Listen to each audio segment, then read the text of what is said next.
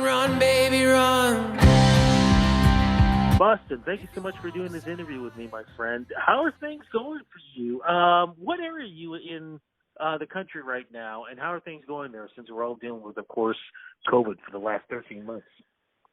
Yeah, I am currently in Ottawa, Ontario. Things are good. I mean, as good as they can be. We had some unfortunate news this morning. I think we regressed back into a red zone for lockdown, so just sort of getting used to being back in my house for a little while, I guess. Man, sorry to hear. I know with us, we're in the gray zone, but we're still at every day 1,500 people are catching the stuff. I don't know, man. We may end up going right back to the red zone, but we'll have to see, especially with the warm weather coming up. But you know what?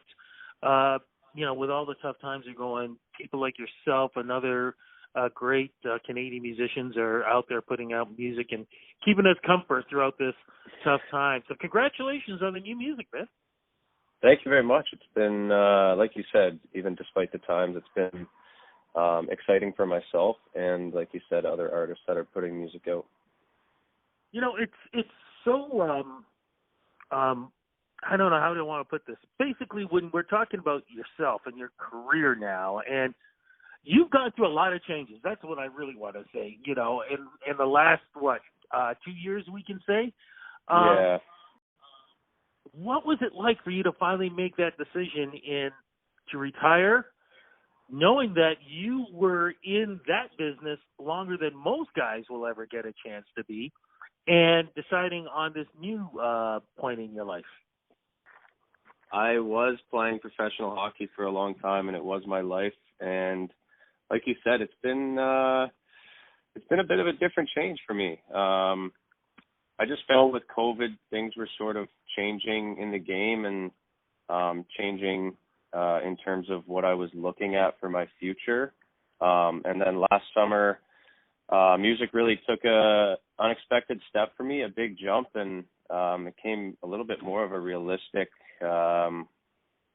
goal, I guess I could say. And I guess about a month and a half ago, I decided to step away from hockey and make music a full-time thing. So as much as the whole world is changing for sure, not having hockey in my life every day like it has been for basically my whole life has been a little bit different, but honestly, I'm enjoying it, and having music to turn to has been a good transition.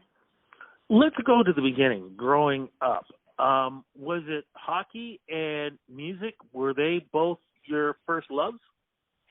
No, actually, it was basically just hockey until I guess I was about 19 or 20. I was given a guitar for Christmas one year, and I really started to indulge myself in the music world, and I started enjoying music a lot more than I once did. And but growing up, it was definitely hockey 100% all the time. And even at the start, when music started seeping into my life, I never really thought it could turn into what I'm trying to make it turn into. So, but it's been good.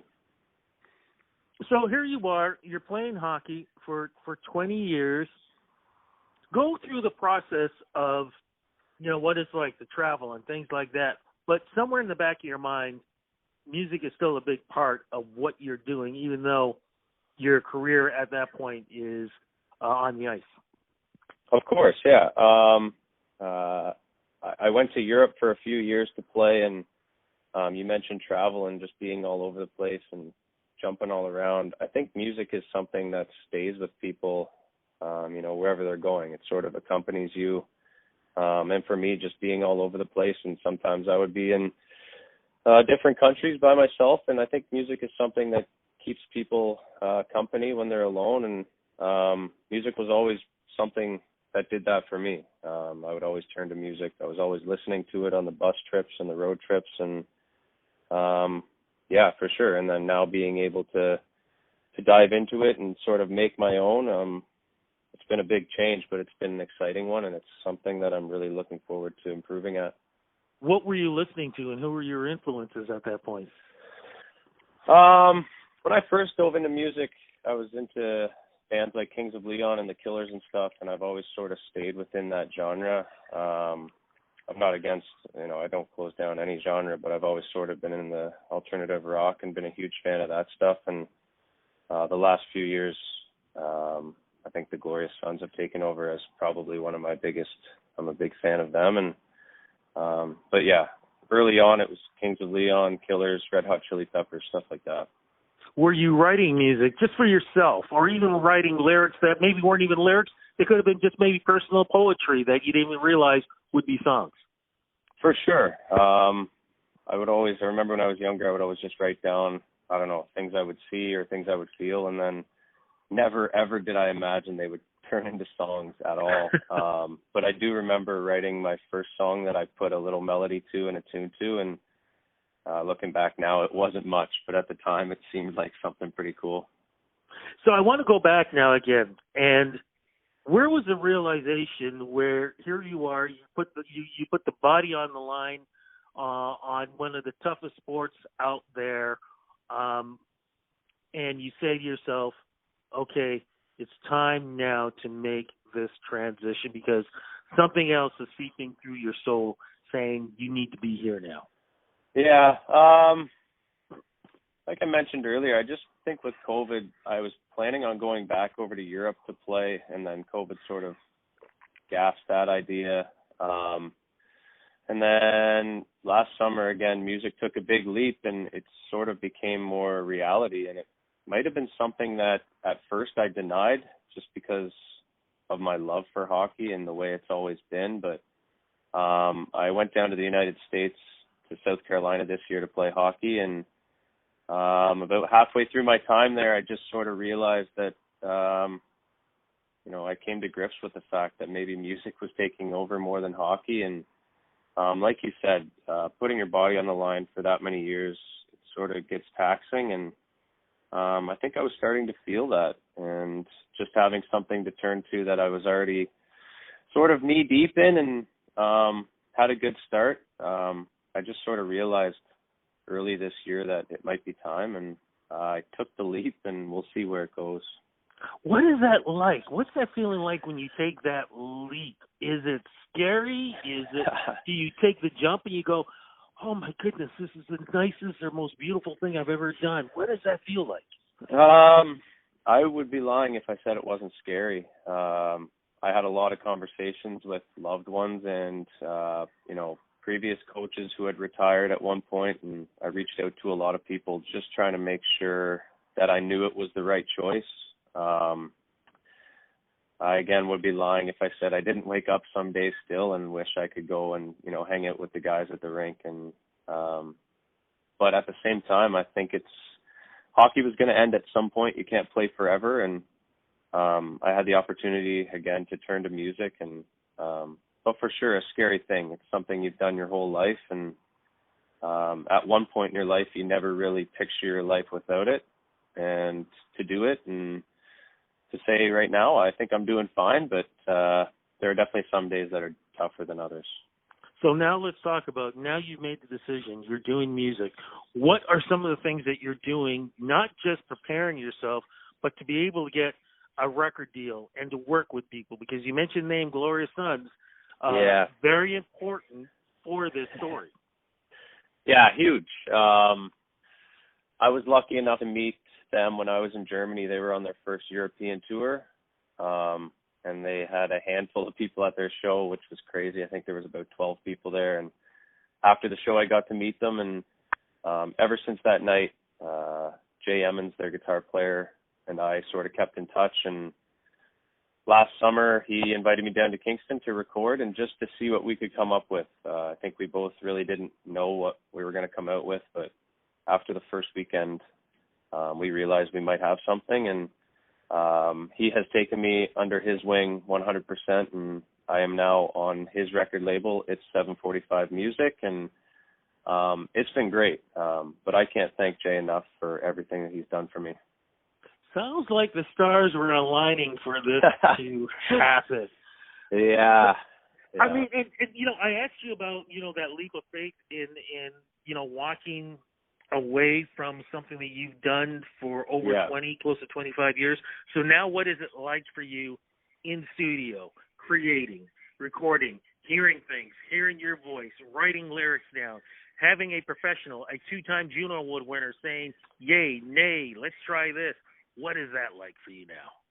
Yeah, it's been eye-opening for sure. I mean, before last summer, I had no idea what it took to, record, get in studio, basically put a song together. And like I said, Jay has been everything for me to have him by my side. And like you said, to say yay or nay, or this is good, or this doesn't sound good. It's been a huge help. Just learning from him and, what he's been through and where he's been and how he's been able to help with the other guys in the Glorious Sons grow their band. And it's been unbelievable. I would consider myself very lucky to, like you said, the stars seem like they aligned for that one. But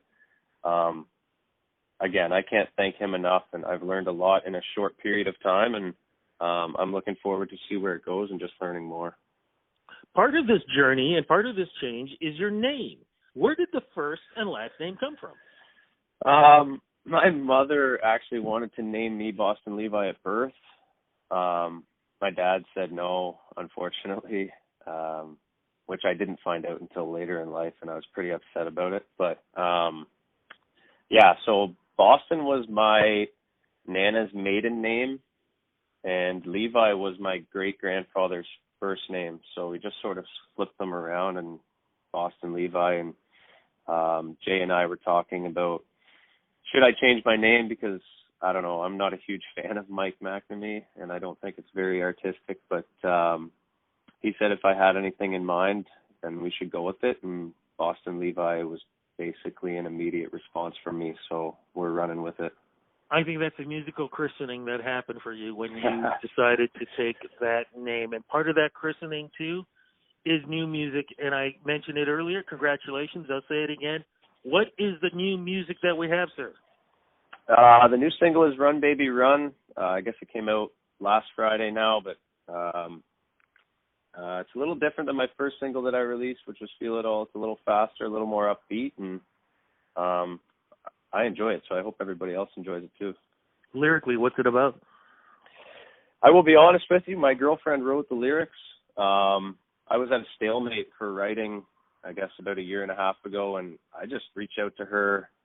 I was over in Europe at the time, and I just said, if you have anything on your mind, just write it down, and we can see what we can come up with.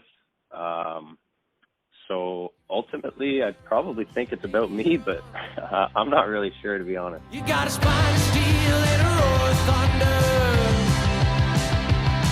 Yeah, you make me drown. Yeah, you're pulling me under. Your love is like an ocean wave. Don't let my love turn you away. What's coming is better than what's gone. She sounds like a keeper, my friend. It has worked out for sure. It was perfect. Congratulations on this kind of collaboration, man. Yeah.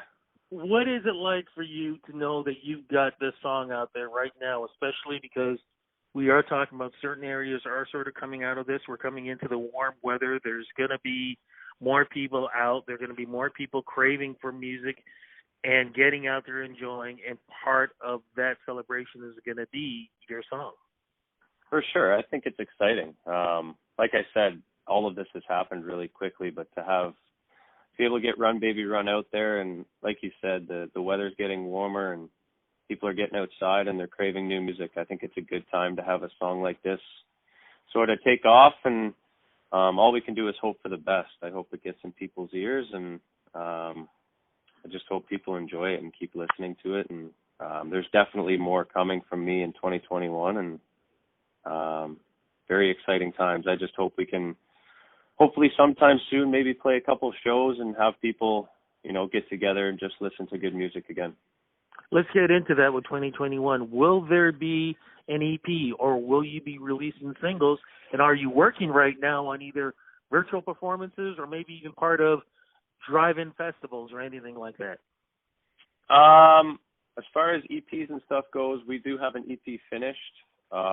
We got that finished, I guess, just before I left to play hockey last year in November, and it will be released at some point, hopefully sooner than later. I'm not exactly sure of a date. which is exciting. In terms of shows, I don't know if there's anything in the works yet. It's definitely tough around our neck of the woods right now with, again, the lockdowns and what's going on. But all we can do is hope for the best. And I'm definitely very excited to get out there and play a show for everybody. I think that'll be very exciting for me, and it'll be just helpful to get my name out there and my music out there. Any chance of opening up for Sons? Knock on wood, I'm not really sure. That would be a dream come true. I'd be lying if I said it hasn't crossed my mind, but again, all we can do is hope. Okay, we just put it out there in this interview, so you've been getting good vibes from day one, so let's keep those good vibes going. Hopefully. We're wrapping this up. Usually I ask people about, how to, help people with, not mental illness, but, dealing with COVID-19, being locked up and, stress on people.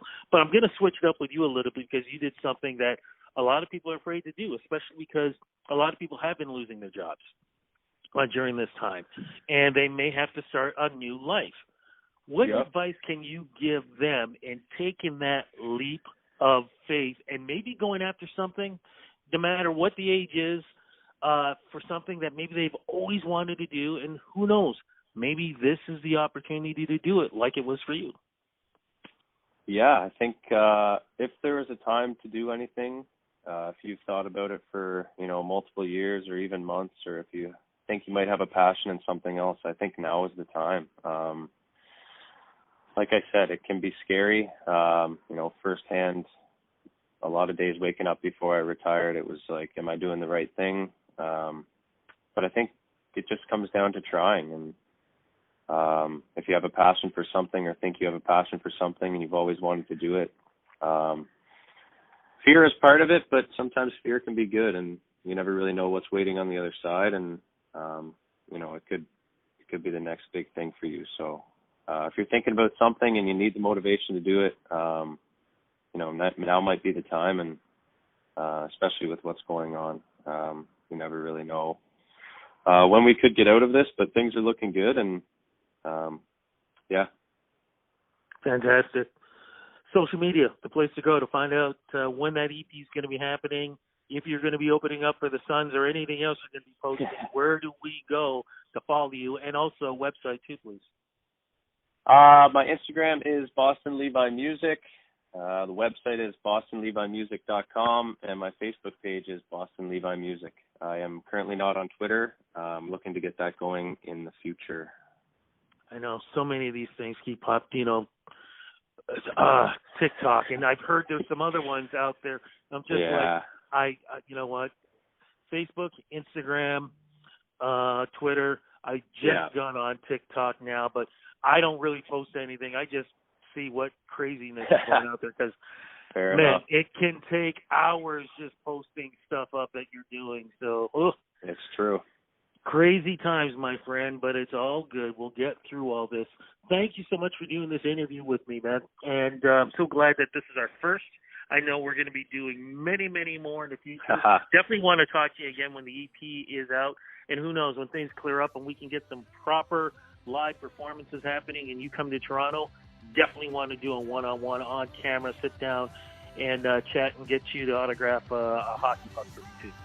Unreal. Sounds good. Thanks for your time, and thanks for having me. Take care, be safe, and definitely talk to you, my friend. Bye-bye. Thank you. What's coming is better than what's gone.